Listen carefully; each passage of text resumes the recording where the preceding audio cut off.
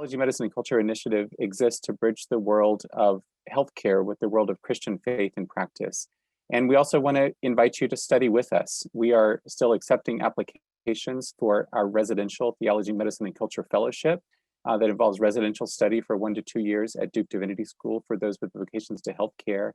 And in fall 2021, we're launching a hybrid flexible certificate in theology and healthcare for clinicians and others in healthcare who are not able to study full time, but who are interested in a hybrid model of education. And you can see this at our website at tmc.divinity.duke.edu. Again, it's such a pleasure to introduce Dr. Susan Holman, who's here with us today. Dr. Holman is the John R. Eckrich Chair and Professor of Religion and the Healing Arts at Valparaiso University. An award-winning writer and scholar, she's a New Englander whose career began as a registered dietitian working with low-income families in Boston hospitals and community health centers. She earned her MS from the Friedman School of Nutrition Science and Policy and the Francis Stern Nutrition Center at Tufts New England Medical Center, a Master of Theological Studies from Harvard Divinity School, and a PhD in Religious Studies from Brown. And she's also served as an academic editor and writer in both religion and global health. Dr. Holman's research focuses on connecting religious history with contemporary issues of disease, poverty, hunger, and the social determinants of health, with a focus on material culture and the Christian tradition in late antiquity.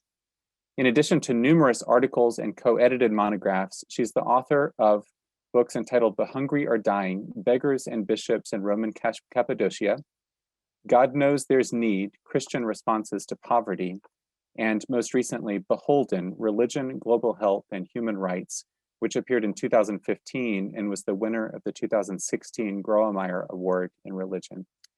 It's my distinct pleasure to welcome today to our TMC seminar, Dr. Holman, to present a lecture entitled, How Are Early Christian Hospitals Useful or Not in Modern Religious Imaginaries of Clinical and Global Health? Welcome, Dr. Holman. Thank you so much for joining us. Thank you so much, Dr. Kinghorn. It's such a pleasure and a privilege to have this time with you. It's very strange to be looking at a screen. This is the first talk I've given in this way. The TMC program is such a valuable and inspiring model for thinking about these connections. So I've been watching you from afar for quite a while. My title is a long question, so I thought I would begin by saying a little bit about where it comes from, which was partly in what you just heard, and also how my own journey brought me to it. So again, the journey began after I had finished a master's program in nutrition, and that program included 2 years of clinical and community health rotations. During the rotations, I realized I was most energized by social justice vision of public health. And so my first job was in the South End Community Health Center at the same time as Dr. Gloria Whitehammond was there, who spoke here a couple of weeks ago, I think. She's just amazing. We didn't work together directly. This was quite a long time ago. And I didn't know anything about her faith connections, but she was even then a real inspiration for everybody at the clinic and often the pediatrician of the families I was working with. Now, I'm the kind of introvert who can only think clearly when I am completely and utterly alone. And so as you can imagine, I was working out at a desk in the middle of a large open clinic. And after about a year of this, it was clear that clinical counseling and telling people what to eat was not really a great career fit for me. But the nonstop conversations that were going on did show me the impact that people's religious history and culture has on shaping family health choices. So I started to take theology courses, and I realized that there were these 4th century Greek sermons on hunger, disease, and justice that were just begging for more attention. And they eventually became the focus of my dissertation. So I stayed in New England. I decided to stay at home and keep on with what was clearly more my calling in research and writing. And so for more than 20 years to pay the bills, I also worked part-time as a writer-editor with physicians in a Boston hospital. And I really do love the hospital and the healthcare setting. And this worked as long as I had a tiny closet-sized office. I mean, that's a real privilege, with a door that shut. It also helps that I could separate my day job from my vocation as a scholar and writer in early Christian studies. And as I walked this space, I became more and more conscious of the big divide between evidence-based science and religious narratives of medicine and public health. Outside of bioethics, health science rarely connects with religious history. But if religion is a social determinant of health, then religious history matters because it shapes culture, behaviors, and assumptions. And health, especially when it fails us, is also a social determinant of religious choices. And so that brings me to the question I wanted to explore today. And this is where I'm going to start screen sharing. So bear with me here. Share. Okay. So screen sharing, I'm going to be looking at my notes too. So you're better off looking at the screen because my eye contact will not be on you so much. So the question is, how are early Christian hospitals helpful or not in the way that we as people of faith might imagine or want to imagine clinical and global health? And if so, how? What were these hospitals like? And more to the point, why does it matter? It matters because a certain stereotype persists. As one doctor put it in 1960, philanthropic social welfare and medical assistance institutions in the Byzantine Empire were the first fully equipped European hospital. In 1985, Demetrius Konstantelos, in his now classic work on philanthropy, said this claim seems to exaggerate. He argued that such hospitals and clinics from the 4th century and later were parallel to the scientific progress and the medical means of the Byzantine Middle Ages. Yet in 1997, Timothy Miller voiced a still prevailing view that early Christian hospitals occupied a space in the Byzantine world similar to that of hospitals in 20th century society, and especially to the place of healthcare centers maintained by modern Christian churches. So hospitals are connected to worship space. Keep that in the back of your mind. Medical historians thus keep wrestling with whether and how we might usefully compare past and present. Some, like Gary Ferngren here, remind us that it was only in the 19th century that the hospital lost its association with poverty and charity and became instead the center of medical care. But agree or disagree, all of these historians point back to 4th century hospitals, particularly that of Basil of Caesarea. If this is not just a symbolic appeal for a moral model, then it might be practically helpful for people of faith who care about the modern hospital system, such as ourselves, to think about what these historic texts actually do or do not say.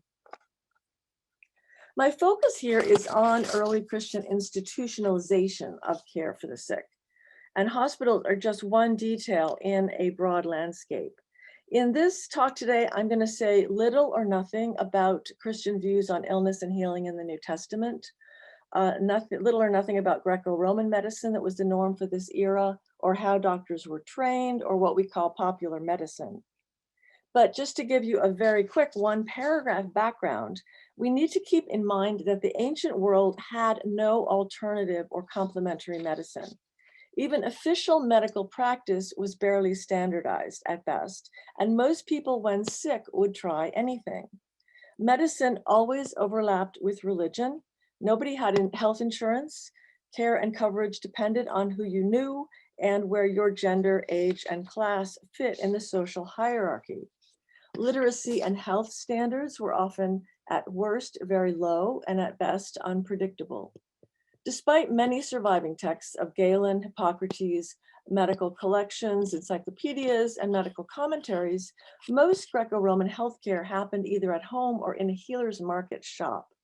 This holy doctor treating a patient's eyes is from a church in the Christian era, but it might also suggest the typical environment of paid physicians back to the 1st century. When Jesus tells the story of the Good Samaritan, it made sense to pay an innkeeper for medical care because there was actually no institution that cared for the sick poor. We know a little bit about valetudinaria, which were Roman spaces for sick soldiers and maybe slaves around the 1st century, but the evidence is spotty and controversial.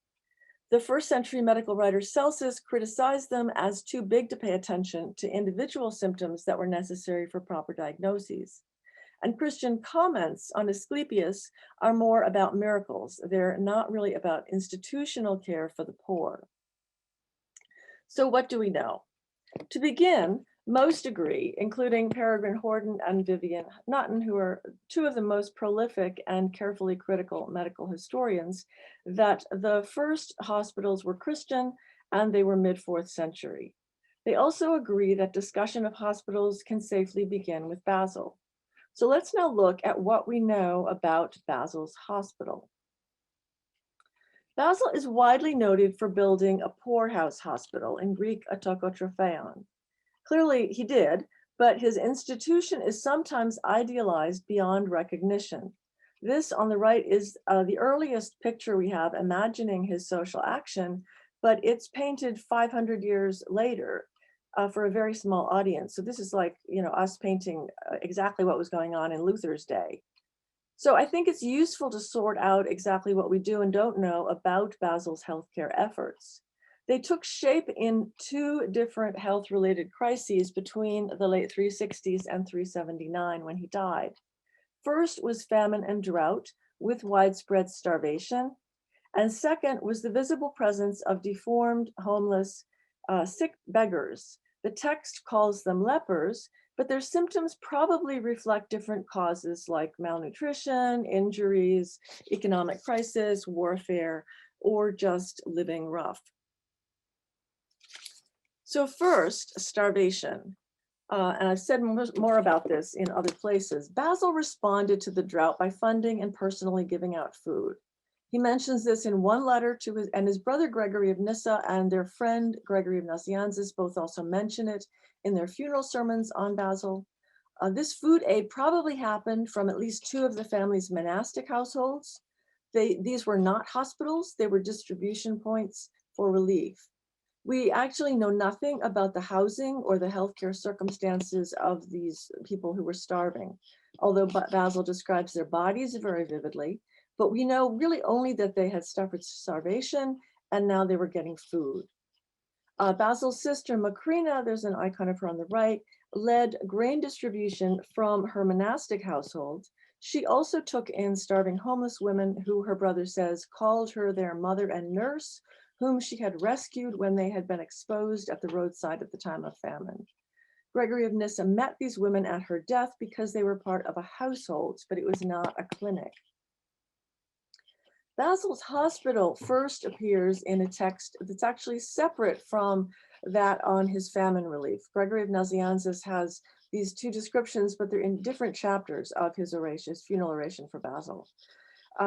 And the hospital appears only with reference to the second problem, the homeless and deformed sick. Our most detailed description is Basil's letter 94 to the governor, where he appeals for government support. He starts this letter, and I haven't given you that bit, by describing the complex with a magnificent church and a bishop's home that has suitable quarters, that freely welcomes your magistrates, yourselves, and your retinues. Retinue, he tells the governor.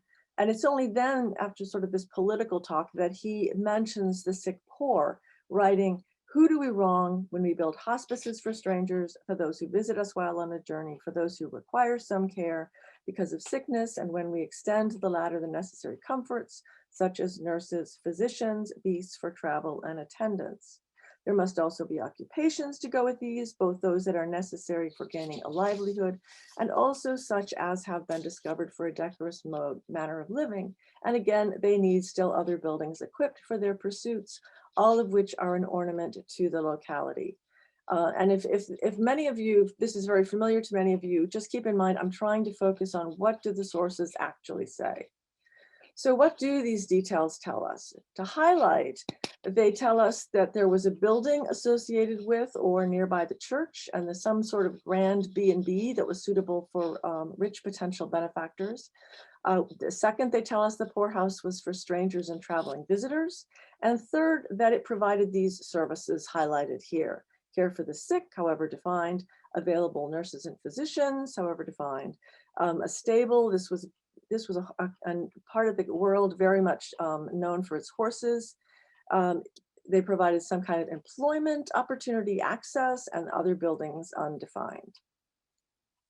In our hunt for more details, we know from Basil's letter 150 that I've given you here at the top, that friends and ordinary visitors could stay overnight there. Gregory of Nazianzus' funeral oration calls it the new city, the storehouse of piety, where Basil greeted the sick like brothers, caring for their bodies and the dressing of their wounds, cleansing leprosy not by word but in deed. He also describes the dressing of their wounds in Basil's imitation of Christ, cleansing leprosy not by word but in deed. We might also assume that Basil also employed his own servants, or rather his fellow slaves and co-workers in the hospital care. But in fact, Gregory only mentions Basil's servants in this chapter on famine relief. So again, if you're going to be really specific about what comes where, the servants are only mentioned related to famine, but we can probably assume they were present in both contexts. But this, in short, is all we really know about those who saw it firsthand at its creation. 100 years later, the place is still in operation, although the people ran away at some point when they didn't have enough food. We still have very few details. Theodoret, the historian, describes it as a place for the poor, where they, being in grievous bodily affliction, were especially in need of care and cure. And Sozeman simply calls it a celebrated hospice for the poor. So the bottom line is that Basil built a healthcare institution of some kind for the poor, but he was not the first. We find tokotrophea for the poor or strangers, including sick, lepers, and paralytics, named and mentioned with no details 20 years earlier, around 350, in 4 different places circled here: Antioch, Constantinople, Sebast, and Armenia. These were all places in Basil's social orbit where he had lots of friends and correspondents. These places were all associated with Christian monks, bishops, and sometimes mention government-funded philanthropy, land grants, or tax exemptions. These very likely influenced his construction of the more famous basileia. But notice what these descriptions do not say. There's nothing about who the nurses or doctors were, what they actually did, their pay scale, nothing about supplies, not a word about surgery or health system management, no description of what the space actually looked like, and no recognizable pharmacy. And so it's this profound absence of detail that makes me ask, how on earth did this become the glorious prototype of our modern medical facility? Now, in part, the answer is in Basil's enduring influence. It's more of a soft connection on both monasticism and theology, but that's for another discussion. More often, it's because popular narratives, even today, conflate Basil's famine and healthcare efforts and the details from other texts or other sites later on.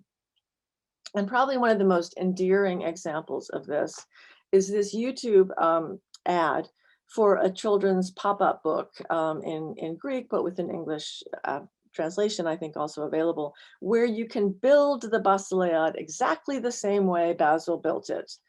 The authors patched together at best a creative imaginary with all these parts on the bottom here. It's not always wrong. I can see where they got these pieces, but it can be anachronistic in some ways. So what matters for us, though, is that these 4th century hospitals were part of a larger movement. By the 5th century, we have more stories, more details, some with clean beds, others mention sick women, others lists of volunteers or consultant staff who practiced medicine as it was understood in antiquity.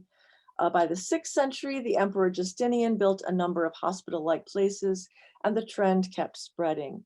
The most often cited example is a detailed 12th century monastic typicon, or written rule, a verbal blueprint for a government-funded Pantocrator monastery, a church and hospital complex in Constantinople dated to 1136. There's controversy about how normative the Pantocrator hospital was, or even if what it recommends was ever put into place at all. Even with imperial funds, it seems unsustainable. And Horden notes that there's no evidence that medicine was practiced there after about 1150. So this is like a 14-year flourishing period. But we do have many tiny glimpses of what hospitals were like between 400 and 700 CE. In his Yale dissertation, Mark Anderson in 2012, I've given you the link, it's freely available on academia.edu, analyzed texts about 297 so-called hospitals, hospices, and shelters for the poor around the Mediterranean from this period. His criteria pulled every example of what he called a named space dedicated to the extended care of the needy. What they had in common, he found, were beds, free food, a place to rest, and you never got a bill at the end of your visit. Variations abounded. For instance, 131 of the 297 don't even mention care for the sick. Only 27, less than 10%, mention doctors. And 49 of the 297 were built for, by, or administered by women. Pointing back to Basil's influence, Anderson concludes that what the Cappadocians provided was a framework for providing charity in durable institutions. The rise of hospitals and shelters is best compared, he says, not with the valetudinaria and Asclepia, but with the proliferation of churches and monasteries in the 4th century. So again, Christian hospitals were first and foremost religious spaces. Keep that in mind. We know more, relatively speaking, about later monastic hospitals, particularly in Egypt. Shenoudi's 5th century canons describe healthcare services that include both men and women physicians and nurses. Andrew Crislip has argued that in these monasteries, we see the emergence of nurses as a profession distinct from both physicians and lay caregivers. Diet, surgery, and pharmacology, the triad of ancient medicine, are all part of Shenoudi's therapeutics. In Judea, the monastery of Theodosius had several different places to care for the sick, whether they were community members, visitors, the aged, or mentally ill. We also have details about healthcare in Christian healing shrines, where miracle saints healed for free. Surviving art and archaeology includes this chapel in a church in Rome by about 700, where holy doctors are painted on the walls, and where we know there was a grain storage facility next door. Such healing shrines can elide church, miracle site, and hospital into a complex thread of overlapping identities. Ordinary human physicians are sometimes criticized by the few texts we have about these places, sometimes criticize doctors for a profit motive, for ignorance, or as heretics, but they are not always at odds with the churches or the shrines. Basil, for example, wrote friendly letters to several physicians, and we know Theodoret had a priest in his church who moonlighted with a medical practice on the side. But what about medical education? So we assume doctors are trained in hospitals, but this doesn't seem as universally true in late antiquity. Horden, for instance, finds no Greek and Latin texts that mention doctors rounding wards with students in tow at all. In 2003, the late David Bennett analyzed the only 6 texts he could find of medical advice that was deliberately connected with any Christian hospital before about the 11th century. I think Greek and Latin he was limiting it to. 6 is a tiny number, and the medicine in them apparently is unremarkable. Apparently they contain no philosophical theory, virtually no humoral theory, no semiology, little quantification of ingredients. But whether or not in hospitals, medical education, of course, took place. On the left is a learning space in Alexandria that may or may not relate to medical training, but was a part of a larger educational space. And on the right is the elaborate curriculum of readings from Galen and Hippocrates that medical teachers and schools used in Alexandria by the 6th and 7th centuries. And from the Persian Empire, Syriac Christian texts describe both medical education and a hospital connected with the school of Nisibis by the 6th century. The canons of this Nisibis school mention doctors and hospitals in several places. And one later writer, Abdisho, who I've quoted here, says of the school at the youth, whoever is set apart for the study of medicine will be sent to the hospital. Islamic hospitals are way outside our focus. I know very little or nothing about them, but this particular Islamic site has so much in common with Basil's story that it begs wondering if it is near or where his hospital once stood. It's called the Gevher Nasibe Hospital. It's now a museum. It's downtown. It's in downtown in Kayseri today, which is the city which was Basil's own city of Caesarea, where he built his hospital. Modern Turkish tourism, as you can see, calls this the world's first hospital, though it dates 800 years after Basil to 1205. But like Basil's complex, it included a hospital. The left, there's the floor plan. It included a hospital, a school or madrasa on the right, which implies a place for worship as well. It's within a mile of the 6th century city walls, which places it firmly within the area that was the Byzantine city famous for Basil's hospital. Basil's church included a sacred spring, and this site we know also had baths. Now, there's no reliable evidence to clearly link the Gevher Nasibe with the Basileon, and excavation is unlikely right in this downtown area. So I'm offering this simply as circumstantial conjecture at very best. It's a total wild card here. But I think it does give us a visual hint of the possible continuities.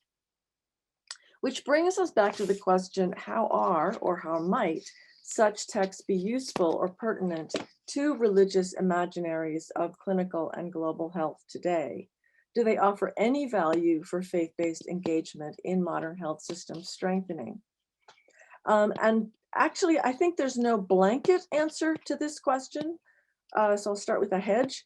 Much depends on which texts we mean, who we are, how we define ancient healthcare services, what part of their theological and social mindset we value or condemn, and how we might imagine clinical and global health past and present.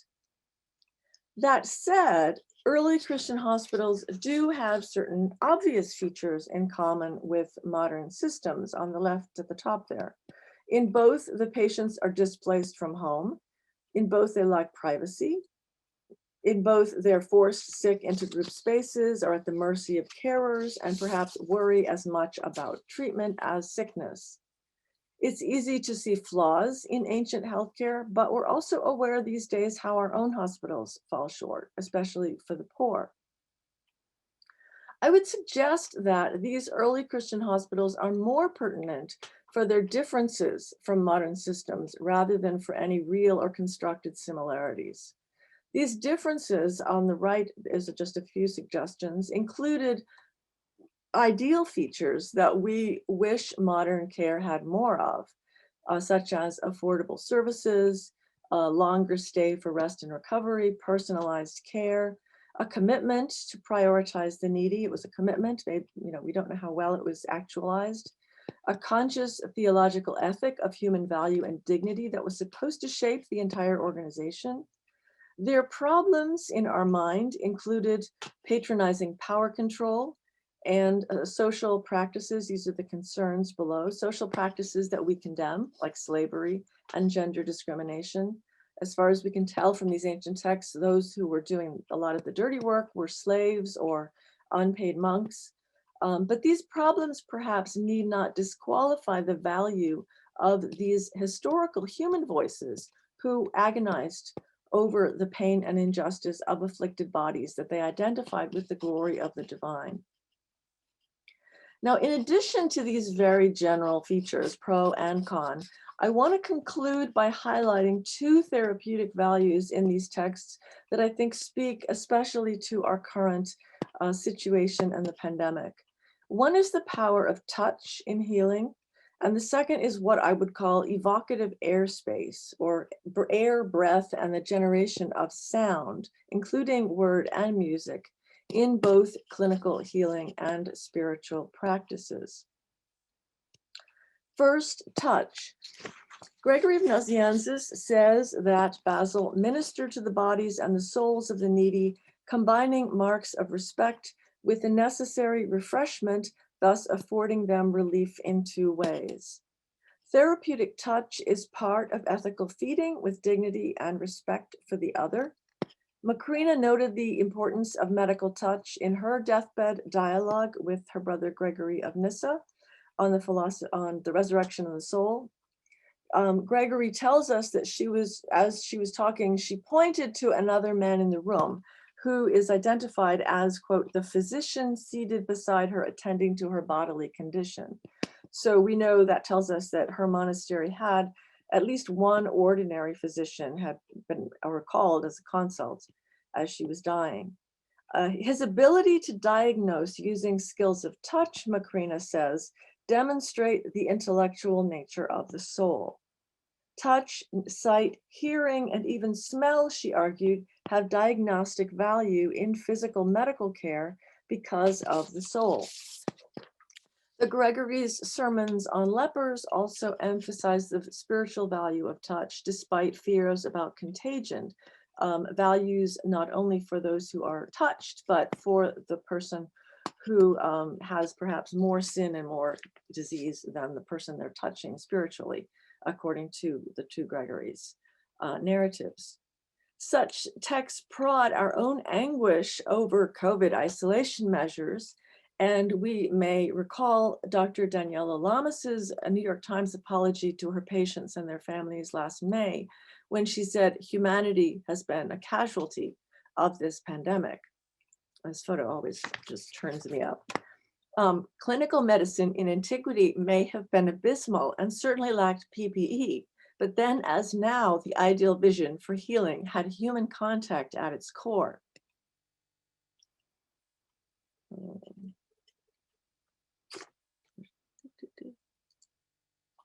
Second, breath, or what might be called evocative airspace.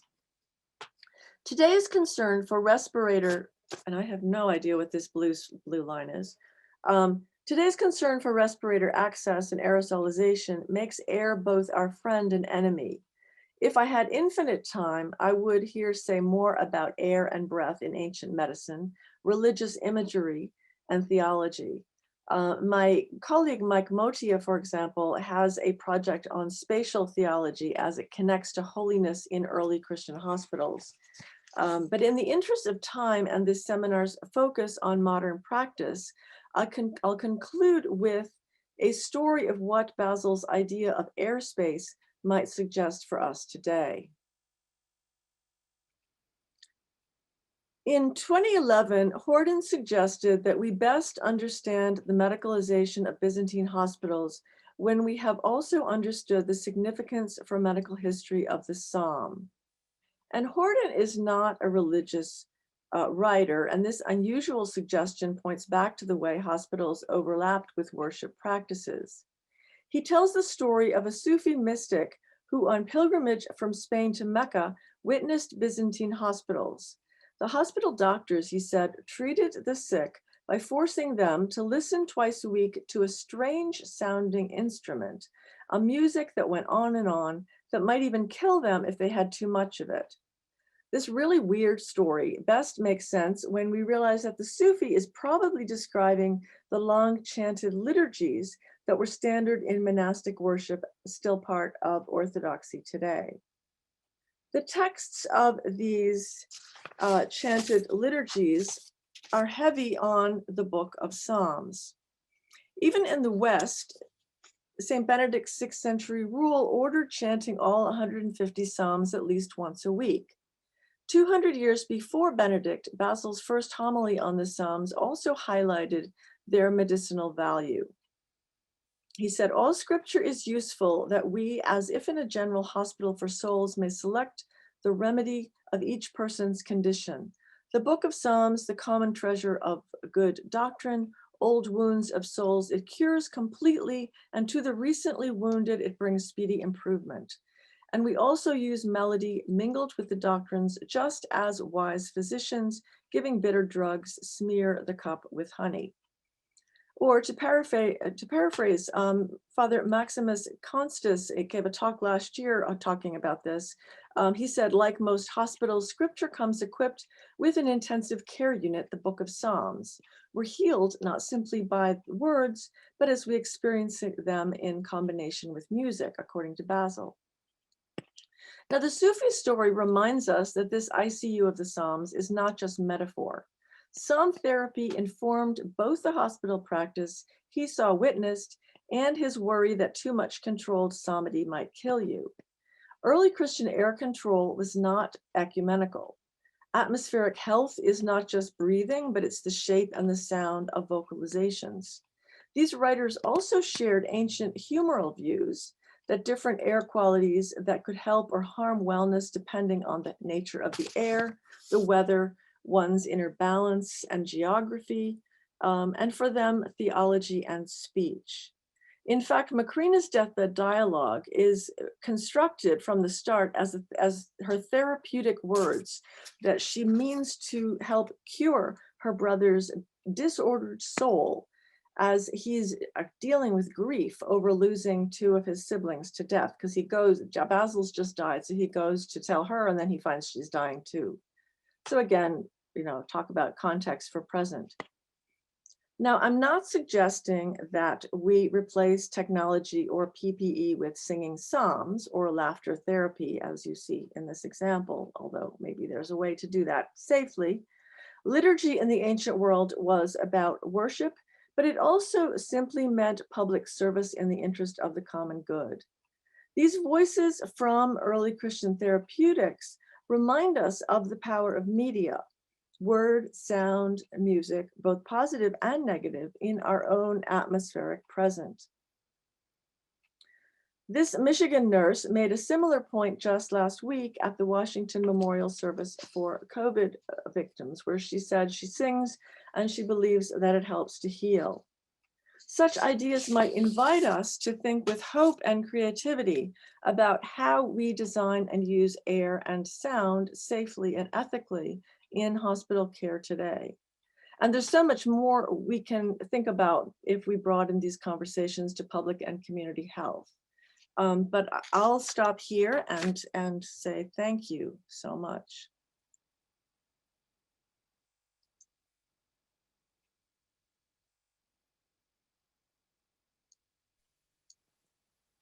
Dr. Holman, thank you so much. That was an amazing talk, and we really are grateful for that context and that history. I want to invite everyone. We try to keep these seminars as conversational as possible, and so I'd like to invite you, if you have a question, to go to the Participants tab at the bottom of your Zoom screen.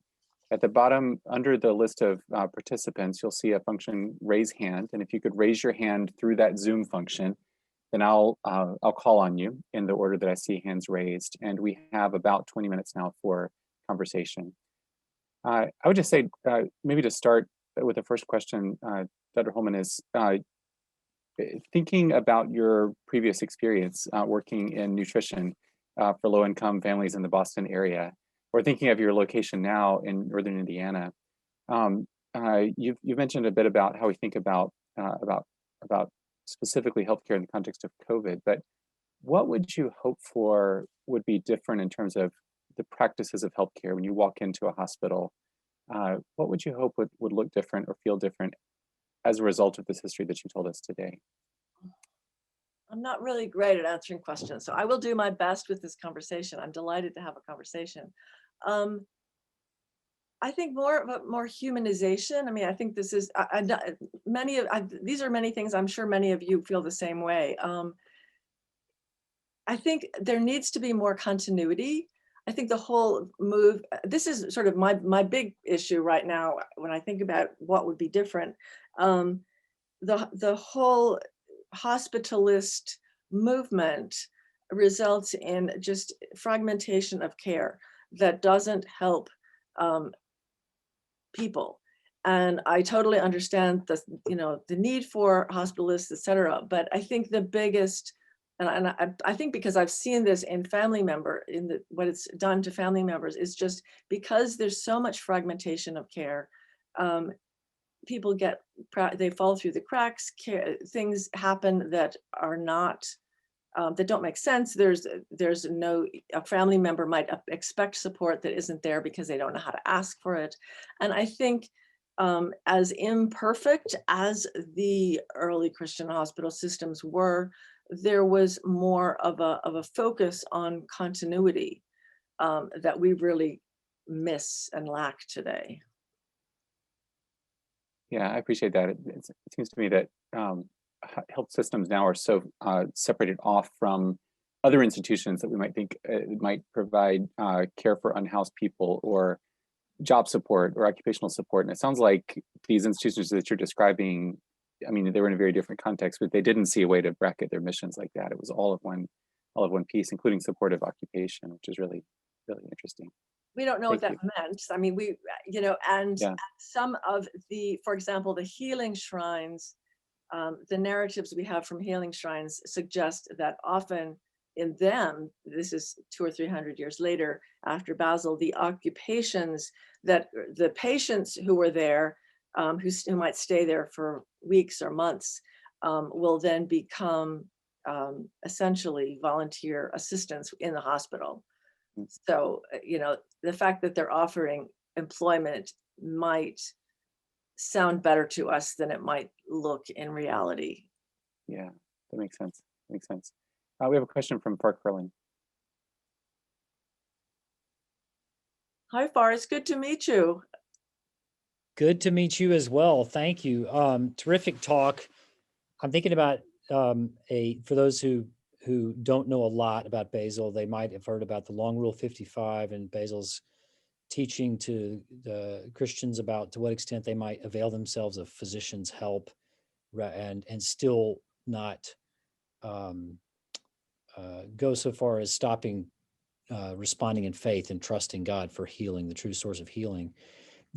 Obviously the science of the day was very limited from our vantage. Is there any evidence that these hospitals were kind of, or these early, what we're calling hospitals, the Basileus or other early houses were self-consciously against the science of the day in some way? Or is it more that it was limited, but it was all caught up in the limited aspect of medicine was internalized into their practice of just kind of patiently letting people be cared for? Thanks. Yeah. The whole question of medicalization is, as I noted, a big controversy. And with the Anderson dissertation really helps us remember that many of these spaces weren't even considered medical spaces if we go by what we have.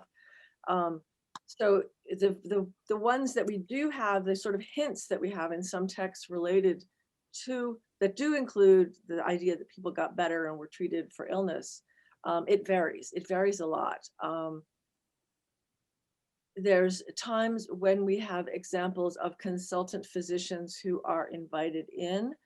The Samson Hospital in Constantinople is actually also a healing shrine to Saint Artemius. And there was largely a hernia, many hernia patients went there and were healed.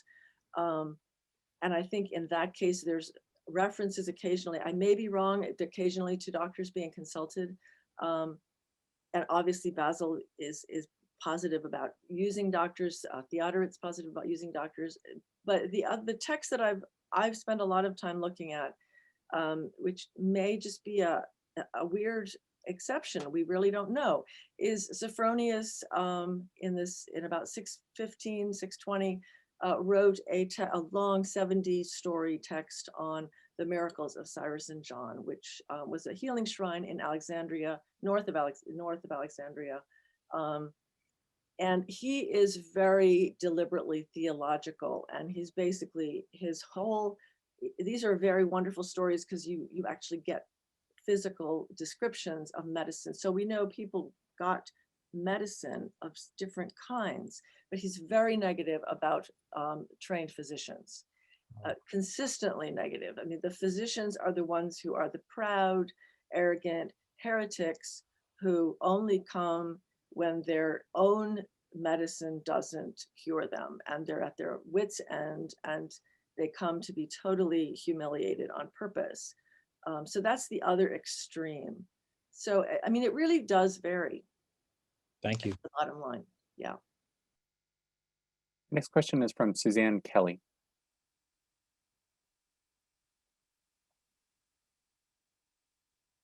Suzanne, are you able to unmute yourself? I see Suzanne Kelly raised hand, but I don't hear a voice. I'll tell you what, we'll come back to Suzanne. Oh, go sorry. ahead. Yeah, I'm Great, here sounds now. good. Yeah, I thanks. just wondering, could you say something about the Ars Moriendi, that form of medical care? And No, I'm afraid I can't, since I'm not an expert at all on it. I've heard the phrase, but I don't really. You probably could say more about it than I could. yeah, no, I probably don't know a whole lot about it, but I think it was a form of medical care in the medieval times, in the monastic tradition. Yeah, thank you. I can't speak to the medieval medicine. Yeah. I'm very narrow in my focus, but yeah. Yeah, okay, thanks. No problem. Thanks very much. There may be somebody else here who can. Thank you. Thank you, Suzanne. We had a question from Mike Soderling, I believe.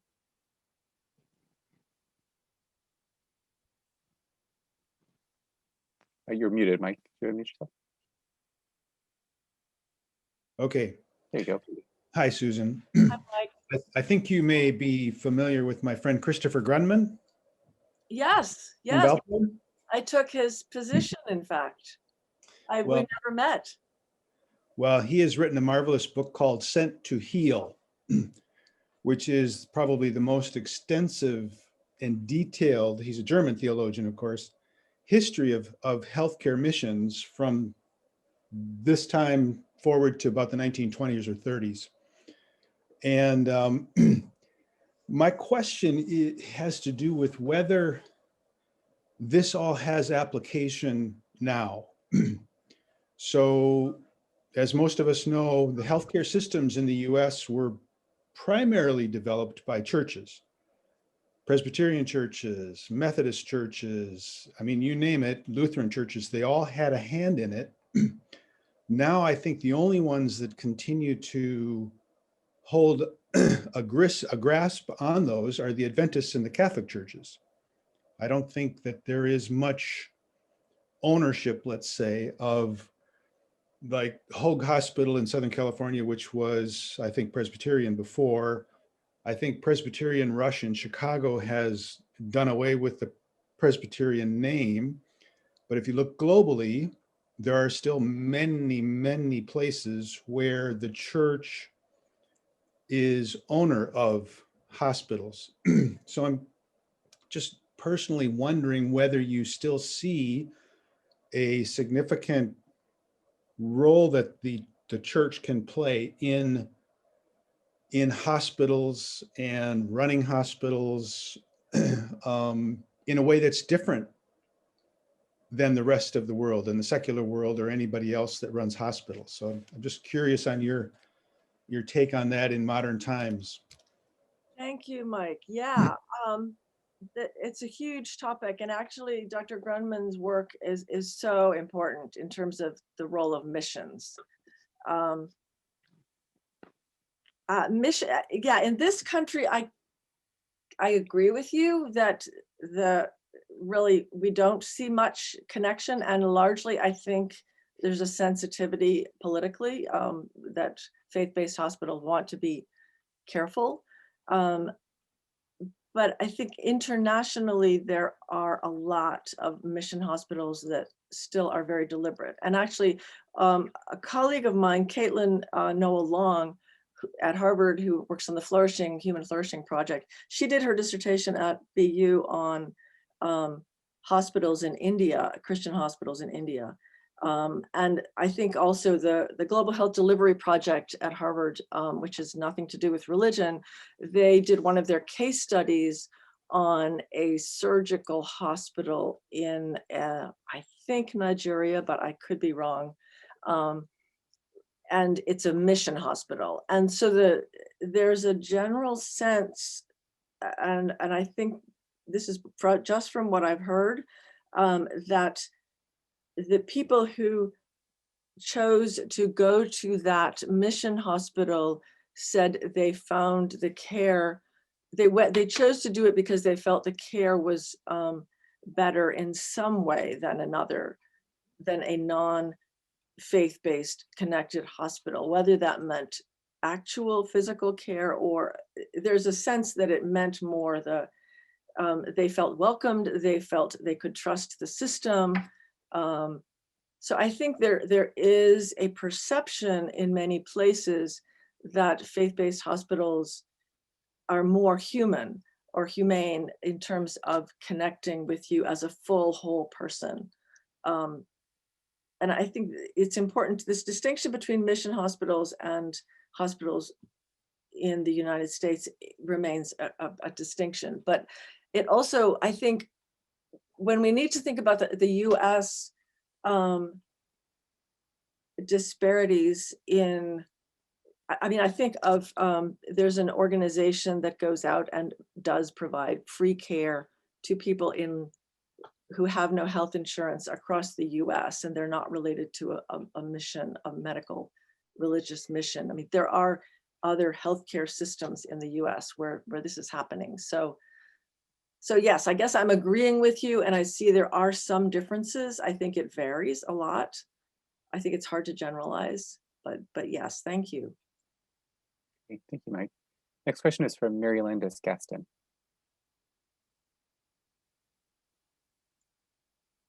Hi, Dr. Holman. Thanks so much for speaking to us today. I really have enjoyed it so far. So during your talk, you briefly mentioned spatial theology and its connection to holiness in ancient hospitals. So from what we know about the physical layout of early hospitals, how would you say that those physical spaces compare to the layout of modern hospitals? And from what we know about it, what are the ways in which you would say each of those spaces contribute differently to holiness or sacredness in medicine? Thanks, Mary. That's a great question. So Mike Mochi is working from spatial theory related to holiness on the hospital and the hospitals. I think one of his examples, but in terms of, we don't know a whole lot about the structure, but there are certain differences.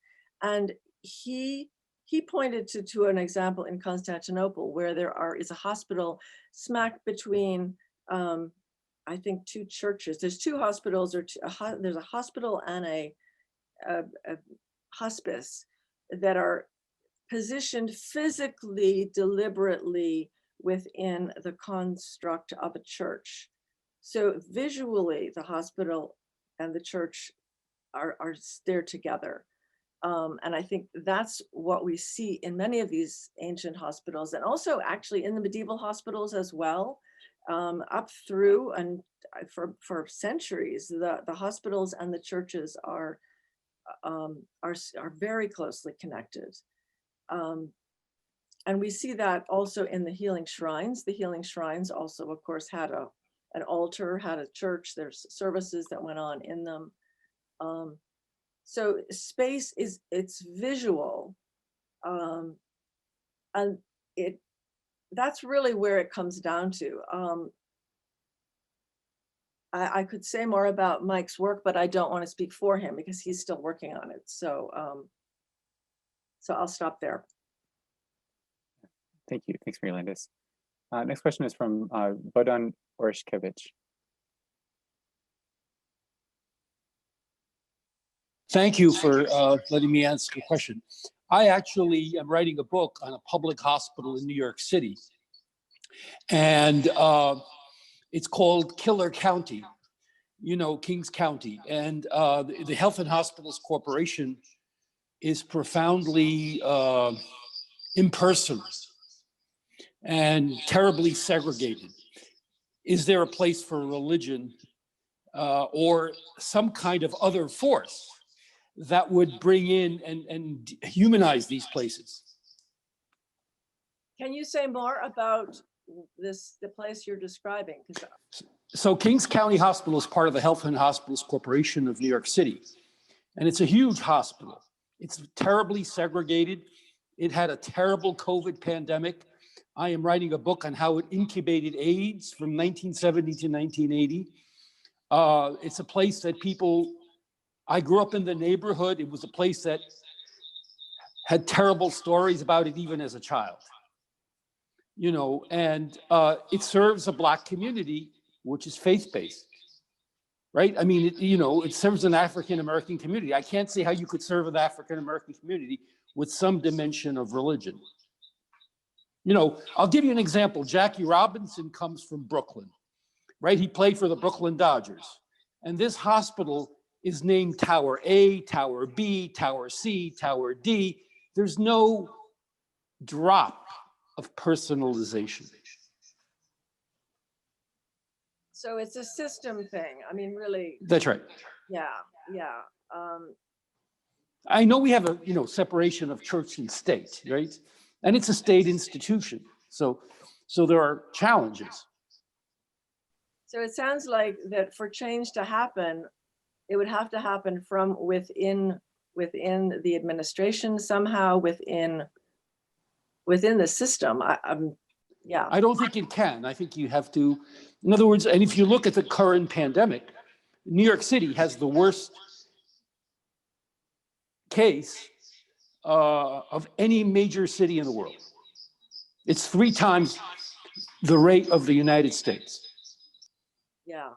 That's a difficult question. I'm not saying that there's an answer that we're going to come up here today. Yeah, no, it's a tragedy. It's a total tragedy, and it's not an unusual one. I mean, it's just an extreme example of what we're living with in this time. Yeah, and there was a PBS program. The only time it got national attention was in 1976, I believe, on Fireline and PBS.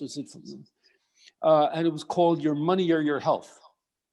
And it has a state hospital on one side and a city hospital on the other, and they've never had a synergistic working relationship. And the New York Times featured an article on the state hospital, which is for the people who are insured, and saying this place is a disaster. I said, well, you didn't even talk about the place that is the actual disaster. Thank you. Yeah, thank you. I think the idea of thinking about how more integrated care can happen is not unique to New York City by any chance. So thank you so much for that observation. Thank you. Take one last question from Rebecca Wagner. I wanted to share that similar to you, Dr. Holman, that I was a physical therapist working in the healthcare industry for 26 years. And then now I'm a chaplain, actually a director of a pastoral care department, and it's my life's work to figure out how to pull all of these things together.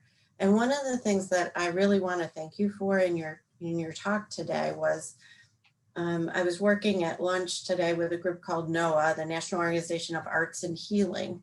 And they were talking about the importance of using poetry and visual art and singing in healing. And I know when I experience it, how healing those things are. But I didn't put the pieces together until I listened to you today about how worship, the singing, the chanting, the art, the stained glass windows, that it all goes back to the integration of worship and health. And so there's not so much a question as a thanks for putting the pieces together today. And I hope that there are ways that we can connect the dots for others.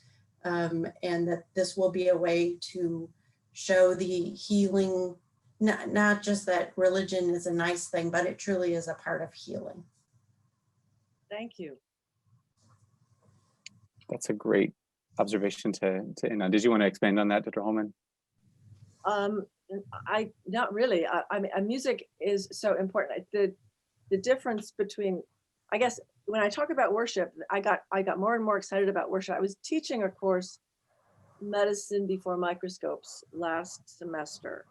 And I include a section on music therapy.